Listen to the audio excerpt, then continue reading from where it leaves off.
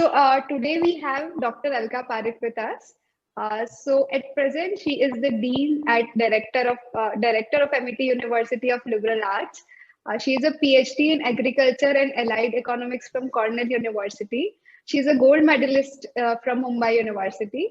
And she has done some immense work in agriculture development, poverty, food security, water ownership, environment, and women issues. She's also involved in upliftment of society by contributing to NGOs like Seva, Uplift, and Utthan. Welcome to this show, Alka ma'am. Thank you very much. I'm very happy to be here. So, ma'am, you have been declared as one of the best professor in all the places where you have taught. Like I've interacted with some of your students. You have taught me as well. So, what is your secret about it?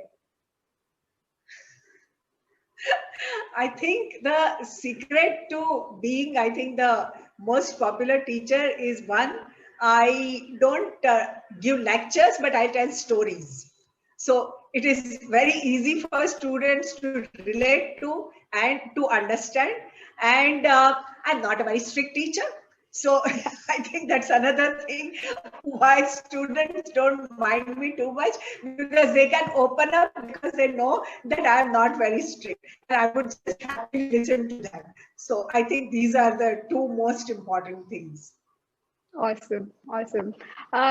So you also say that you are a strong believer in certain Gandhian values and principles, but you are not a Gandhian. So I wanted to ask you, like, what Gandhian values or principles would you want today's girls to incorporate into their personalities?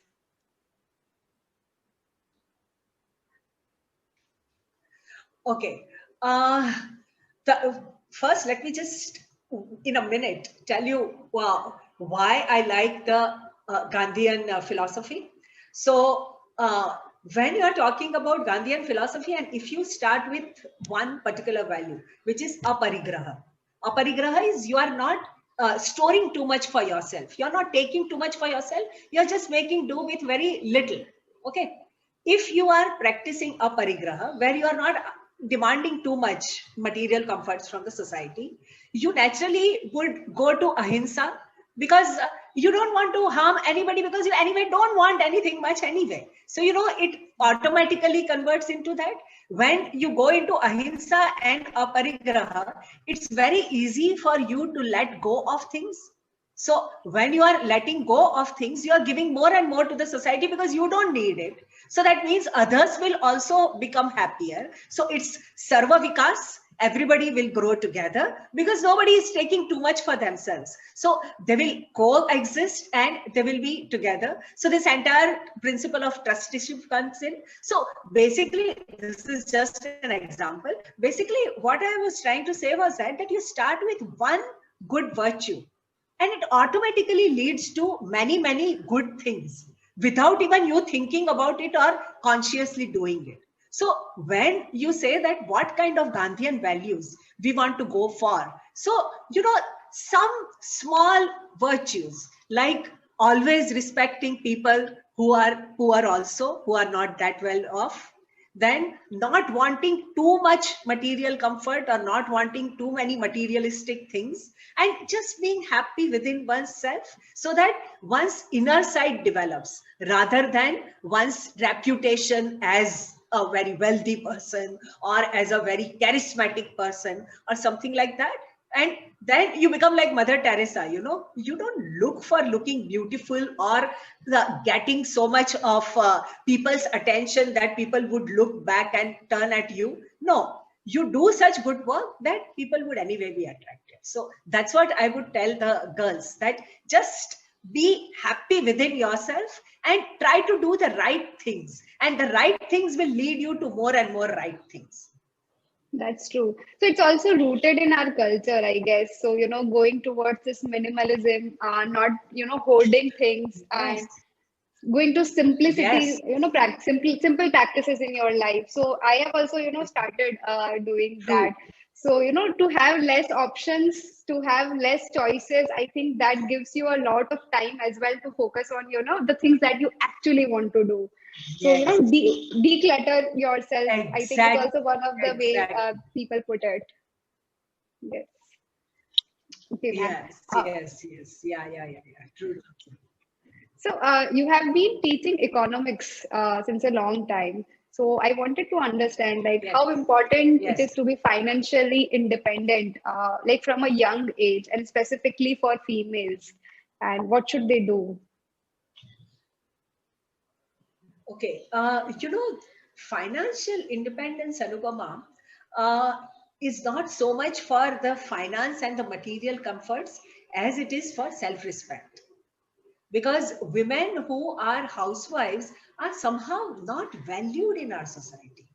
So if you're doing anything, even if you are just holding, say, reading club or something, some activity, and that itself earns reputation and respect for you. But if you are earning something also, then even your own family members somehow take you more seriously. So I think financial independence in that sense is something which is far more important, and then of course, this entire choice of I get what I want to get without anybody else telling me what I should buy and why I can make this choice or not make this choice and things like that. So, it means freedom, and it means more respect that you gain from your fellow society people.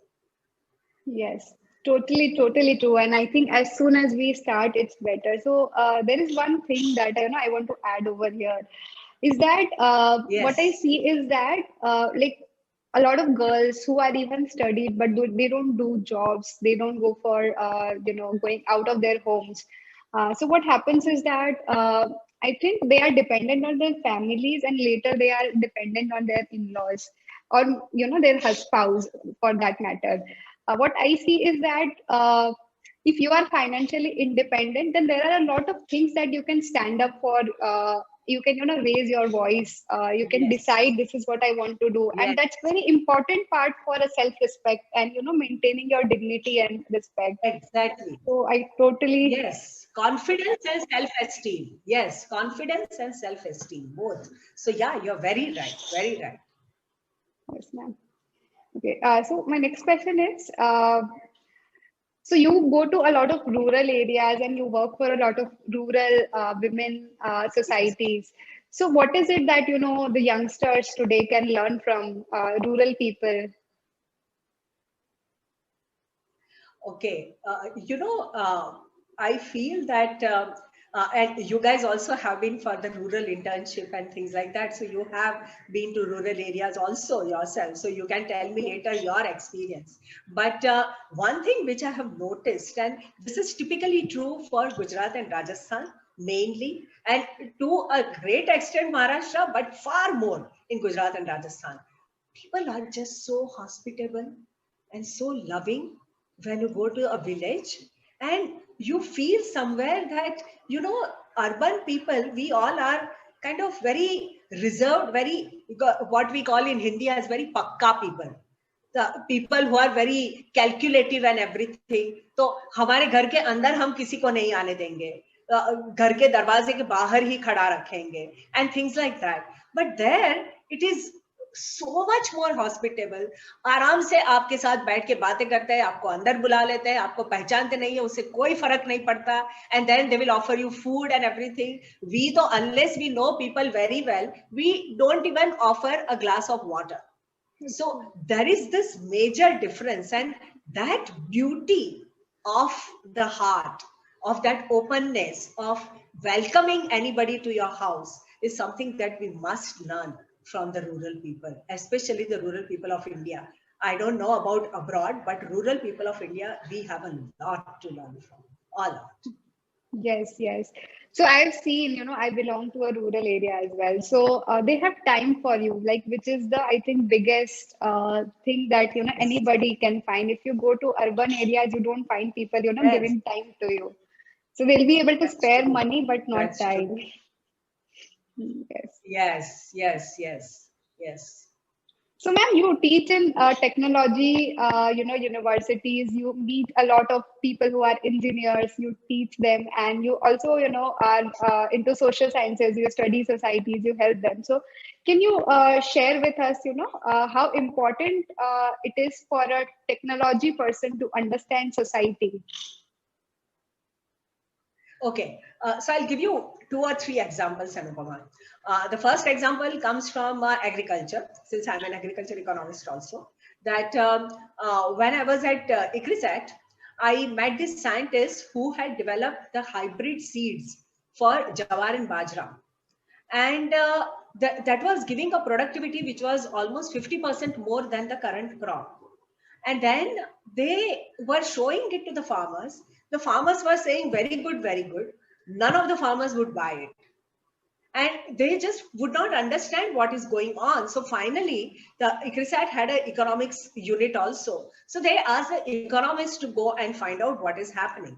The economists came back saying that your product is never going to sell because Jawar and Bajra is not just for human beings, but it is for the livestock also. So if your plants are becoming smaller and your productivity is becoming higher, your farmers are not going to be very happy about it. So if you want any kind of technology to be there for Jawar and Bajra, let the size of the plant to be exactly the same. And then if you can increase productivity, do so. Otherwise, your product is not going to work. This is how the technologists have to learn from the society. Unless you understand the society, you can't do that.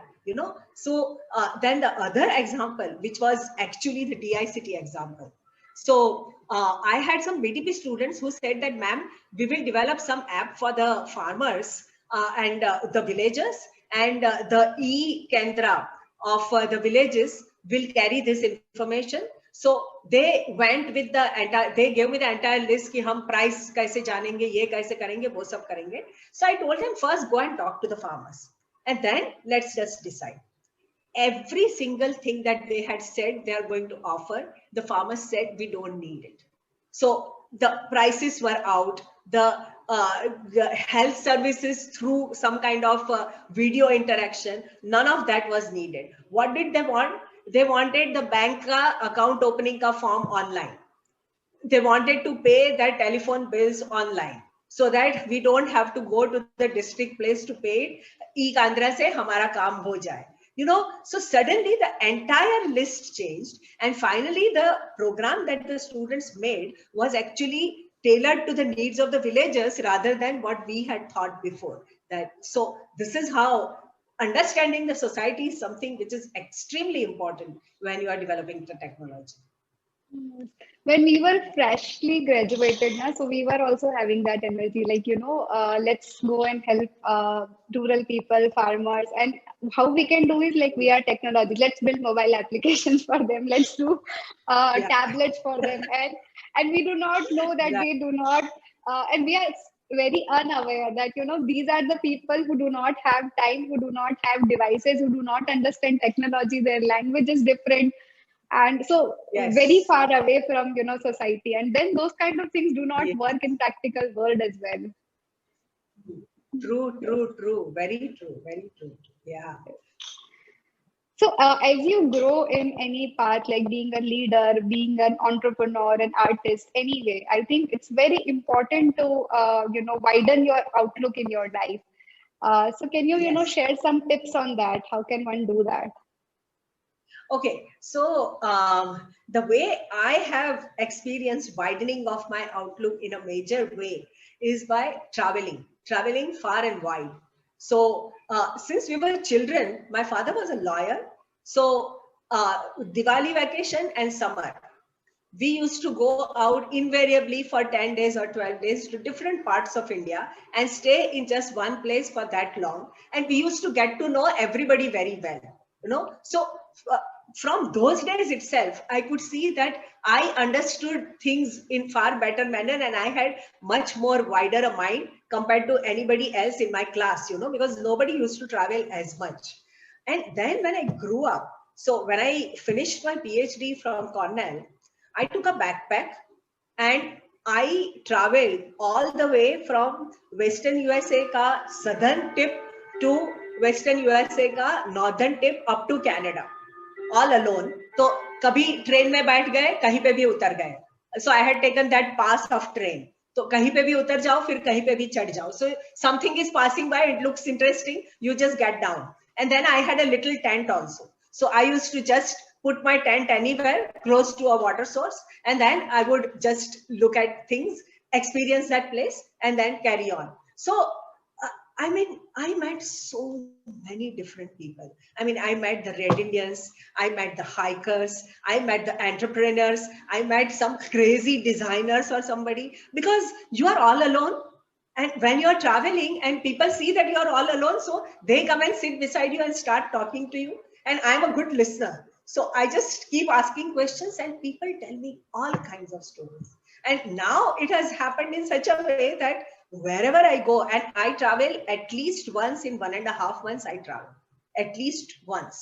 So, I mean, I travel very, very often. And even with the taxi driver, rickshaw wala, I talk to everybody. And so I always know the points of views of the most important people, like, you know, as you said, the entrepreneurs or some people who are very well established in their life, to the people who are like very, very poor.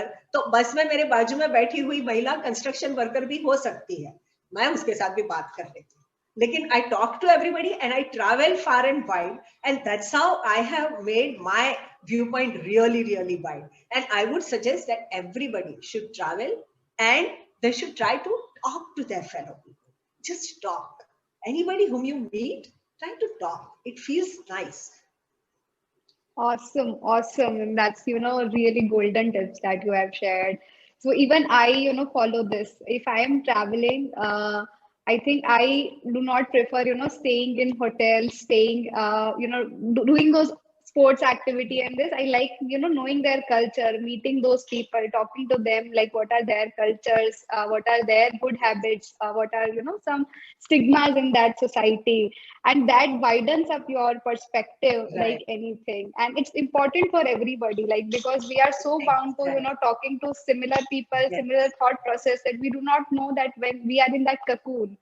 Right. And that opens that's amazing. Okay.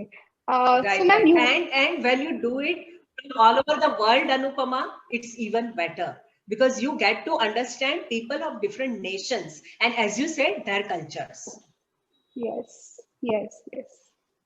Yeah. So I think one of the things that we observe is like there are, some that prides that develop in people that, our society is better, our nation is better. So when you see the goods and bads, like there are a lot of things that we can learn from different Yes. nations as well. It actually, eliminates that border or the guards that we build around. Exactly. Yeah. Vasudhaiva Kutumbakam. I mean, Yes. the entire Earth's family is my family. My family. So that's Yes, how. yes. It's again deep rooted in our culture, if we think about it. Yes. Very much So, so. Very much so. Yes. So, ma'am, you have seen a lot of, graduates, batches, students. So what are the, some good things or bad things that you're observing in, upcoming generations or youngsters or batches? I have seen, I would restrict myself to DICT, because DICT is the place where I have worked the longest. As you said, almost a decade. So things have changed. And I would say that not always for the better, because the new students who are coming in seem to be far less interested in extracurricular activities and far more interested in gaining points as far as programming is concerned. So, this thing which is called the overall development of personality, which used to happen in your batch, for example, is something which is kind of waning away, because they seem to be focused on getting a very plush job, and that too in programming, and hence I need to get this and these points in programming. So that's what seems to be actually there in their mind compared to anything else. And so that's why this debate clubs, and there are so many different clubs which are somehow not working that well as they used to once upon a time. Even Synapse, for that matter, has kind of slightly gone down. So that is one thing which I see happening. And the second thing which I see happening, and this is something which is actually sad for India also. There are so many engineering colleges which are opening up all over India. So what happens is students prefer to go to the engineering college which is close to their home, because their parents also want it that way, because 12th standard से अभी तो बच्चा 18 साल का है, कहाँ इतने दूर जाएगा, 400 किलोमीटर 900 किलोमीटर दूर और नहीं भेजना है, and things like that. So they would want to send the child to the nearby colleges. And then what is happening is what has happened with DICT also. 95% of the population from Gujarat, and so absolutely no variety. And जब तुम्हारे batch का था या उसके बाद वाला batch, I think 2 years after that, when I was asking something to the students as to how the personal growth has happened in DICT, so the students stood up and they were telling me that the most important thing was the hostel life, जहाँ पे we used to think the world is made of only Kannadigas or the world is made of only the Rajasthanis or Gujaratis. We come here and we find that Marwadis or Rajasthanis are as wonderful people as Gujaratis, or the Kannadigas are as lovable as the Rajasthanis. You know, so this widening of the viewpoint that they were talking about in your time is something which has gone down a lot. And now there is actually a politics between Gujaratis and non-Gujaratis. So, I mean, if you're a non-Gujarati, then maybe you are not that great a person and things like that. So these are some of the really sad things which have happened. But on the other hand, the nice thing that has happened is that a lot of people in DICT now have started coming, because a lot of them are coming from Gujarat itself, have started coming mainly from very small towns and not always from very rich families. So a lot of them come from very kind of ordinary kind of backgrounds. And when they come with this approach of wanting to do something for others, and very wholeheartedly they participate in, say, the Sambhav activities, when we try to teach something to the rural children, and the college students go and teach science to the school children of Gujarat villages or the nearby villages. They do it with so much of passion and compassion also, because they understand, because they've gone through it. And that's a very beautiful thing to see. So I would say that there are both things which I'm seeing, good parts and bad parts, you know. Yes, yes. And I also, interact with a lot of interns or freshers who, come to me. So what I also see one significant change is that now people are, going after money very early. So, when, Yes. what I recommend and suggest is that, like, in your 20s, in your college, you should spend, your time into learning as much as possible, like all the areas in which you can do, give exposure to every possible thing, and that will build your personality, and money will automatically come in. So yeah, that's actually, correlated to what you say, because then like in the overall growth, they are not spending time in these clubs or co-curricular activities. Yes, very true. And running after money, running after just getting a plush job, and nothing else matters times. Yes. Yeah. So ma'am, you excel in whatever you do. So what is, that extra mile that you go? What are, some key activities that you do which helps you in excel in whatever you're doing?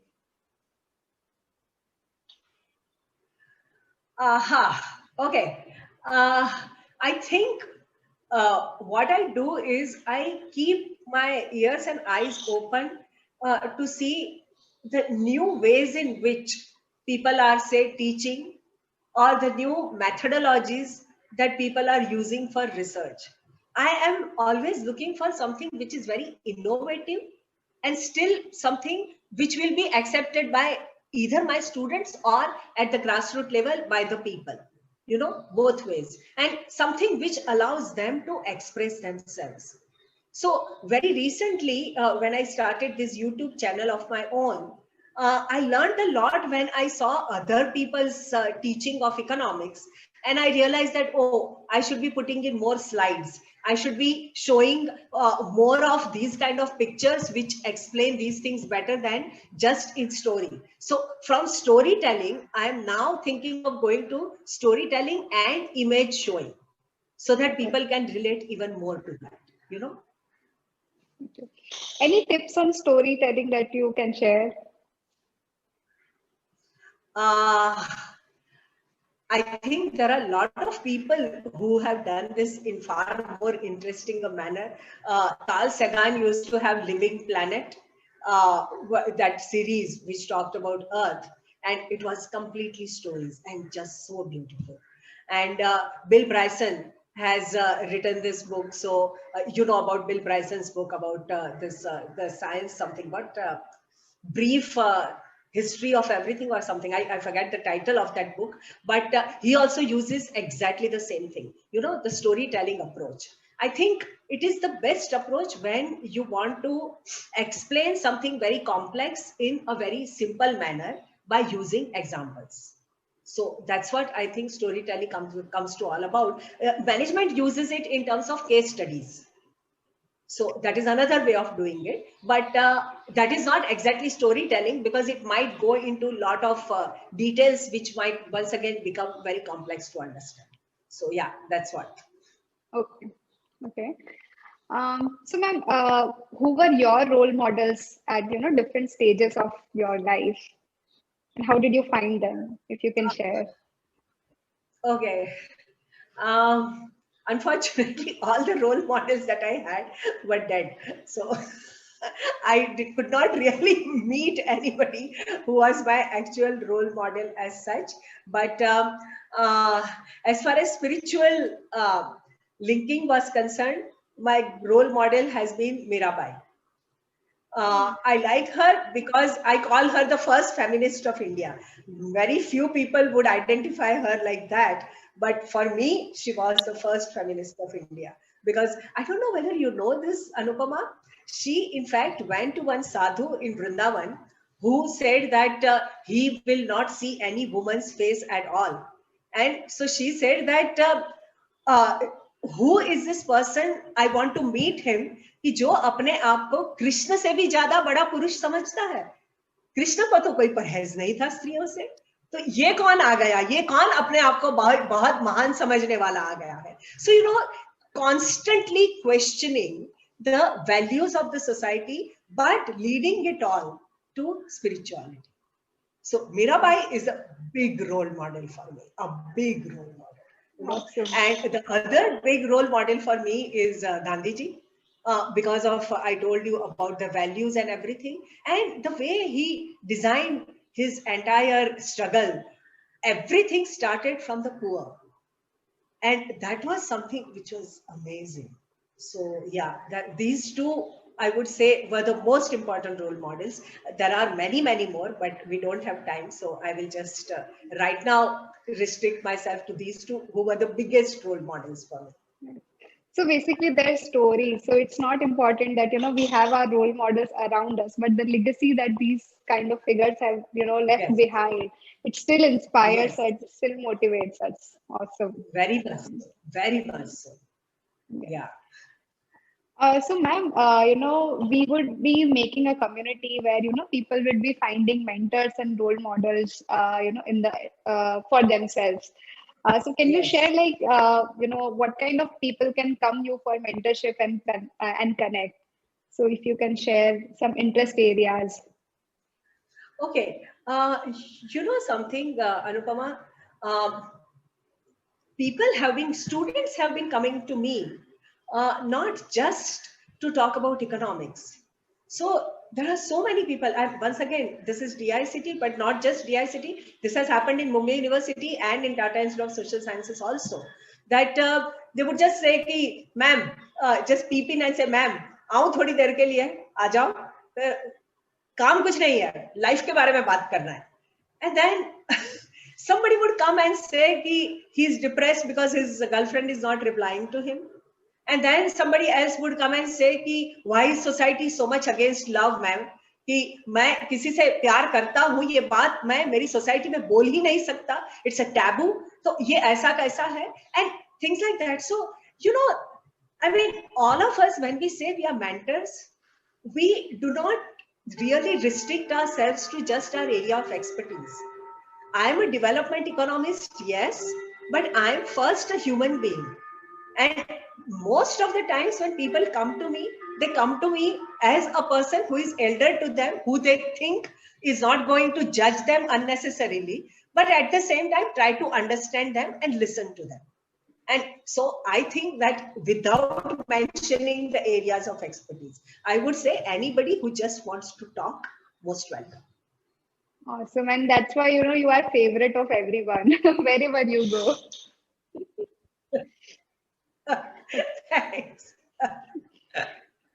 So my next question is, ma'am, if you can share some taboos that, you yourself came across and, you, or yeah, for yourself or for people around you. The taboos that I came across, which I had to fight. Yes. Okay. Yes. I'll rephrase the question. I can, from the top of my head, I can just remember one or two. So one taboo was that विधवाओं को अच्छे प्रसंगों पे आगे नहीं लाया जाता, अपशगुन माना जाता है. Widows are not supposed to be like welcoming the guest and something like that, So this happened when I think I was hardly 18 or 19 years old, that my grandmother was a widow. And my chachi used to say कि उनको सबसे पहले मत आने देना, huh? So I would make it sure that she is the first one who would always welcome everybody, because she is the head of the family, for God's sake. She was the eldest, of course, she was a grandmother. She was the eldest. So I used to make sure that it happens. And when my eldest cousin got married, मेरी दादी ने सब कुछ गहने बहने सब दादी ने दिया था, because she wanted to do that for her, लेकिन everybody in the family was saying कि उनके हाथ से नहीं दिया जा सकता. So I went to my cousin and I said, you dare take it from anybody else's hand. I said that you can take her ornaments, but you can't take it from her hands. What nonsense is this, अपशगुन, किस चीज का अपशगुन हो रहा है यहाँ पे? So these are the kind of taboos I have fought a lot, Anupama. ये इतनी सारी जगहों पे, अगर आपको बच्चा नहीं है तो गोद भरने की सेरेमनी में आपको एकदम पीछे खड़ा रहना है, आप आगे नहीं आ सकते, अपशगुन हो जाएगा. So there are so many things like this that I had to fight, and till date there is one taboo that I'm fighting. I have not changed my last name after marriage. और अभी ही हमने एक नया घर खरीदा है. I'm telling you about 15 days ago. 15 दिन पहले की बात है. They are telling me कि मैडम आपका और आपके पति का लास्ट नेम अलग है, अलग अलग लास्ट नेम वालों को तो हम घर कैसे दें? So I said कि it is your choice. You want to sell? You sell. So I am not going to change my last name for your sake. And then they said कि ठीक है तो आपको आपका मैरिज सर्टिफिकेट तो देना पड़ेगा. I said, hey, I'll give you my marriage certificate. But there also I felt, who are you to decide whom I should stay with? I mean, I might decide to, I might be in live-in relationship, ठीक है. Yes. I mean, I got married. अच्छा लगा ये इंसान मुझे, और I decided that I'll spend my whole life with him. But I might like somebody कि ठीक है चल 5-6 साल के लिए या 10 साल के लिए इस आदमी के साथ रहना अच्छा लगेगा, सारी जिंदगी शायद ना भी रहूं. तो तुम कौन होते हो कहने वाले कि मैं सारी जिंदगी किसके साथ रहूं और किसके साथ न रहूं, और उसके मुताबिक तुम मुझे घर नहीं दोगे? Wait, what nonsense. So I mean, these are the taboos that I have fought and I'm still fighting in the society. So I am with you on this. Like, I have also not changed my surname after marriage. Okay. But my husband and family, like in-laws, are very supportive in that. So yeah, but explaining it to their relatives, their society is a bit difficult for them.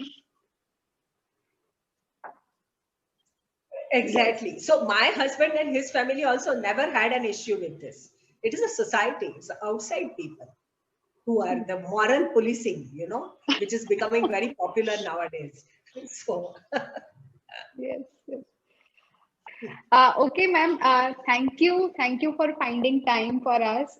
Thank you for sharing your, these inspirational things with us and the community. It was such a pleasure talking to you, Anupama. So thanks a lot. And I really enjoyed this entire conversation. This was very nice. And I hope that you do more and more of these things and it reaches more and more people so that people can start opening up and start discussing things and coming out. So all the best to you. This is a great initiative. Thank you. Thank you so much, ma'am.